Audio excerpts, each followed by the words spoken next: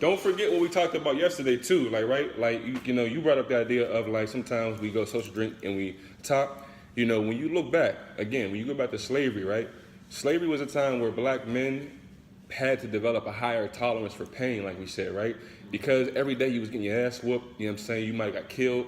You know, you might have saw your sister or brother get raped. You know what I'm saying? So like we had to deal with those situations, and that delayed because us today we still have that same high tolerance of pain. We don't go and seek help whenever we need it. So in place of that, sometimes our problems get worse because we smoke, we drink, we do X, Y, and Z. I just moved from Detroit. We was like #1.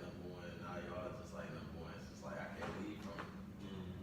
And think like to go off what we was talking about yesterday. Like remember we was talking about identity. Like death is not our identity. I don't want to keep harping on slavery. I'm not somebody that likes to bring up that element of our history, but we can't run from the fact that, you know, our ancestral identity is not death.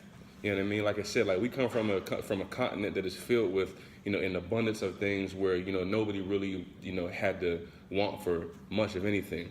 You know, of course, the countries might have had some different, you know, issues with one another, but whenever you talk about like just crime, death, homicide, X, Y, and Z, like we was taught that in slavery. We was taught to do that type of stuff. Y'all missed y'all seen the movie Django? Mm-hmm. You know what I'm saying? That slave fight scene, like we still living in the spirit of that today.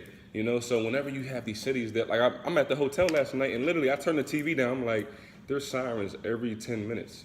Like, this is crazy. Like every 10 minutes for like an hour or two, it was just sirens. I'm like, babe, you hear this? I'm like, this is like worse than Pittsburgh, you know? But you come from, you coming from Detroit, #1, now you come here, this is #1. I just think that that's kind of appalling.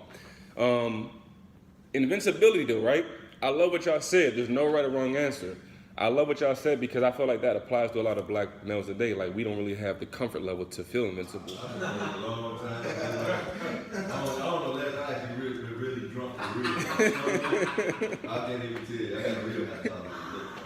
So with these videos, right? Again, I'm not gonna front. I like most of these songs, but here's one of the things that I want to recommend to you now as you get older. I look at these. I listen to these hip hop like an audio movie.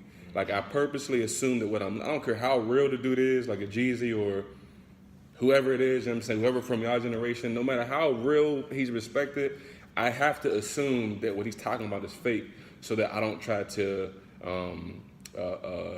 emulate that into my own life. Like I'm not gonna go watch Superman or Black Panther and be like, oh, like Black Panther, dang, he got a suit that like block bullets. Let me go get a suit and challenge people with guns. You know what I'm saying? Like, I'm not gonna do that. You know.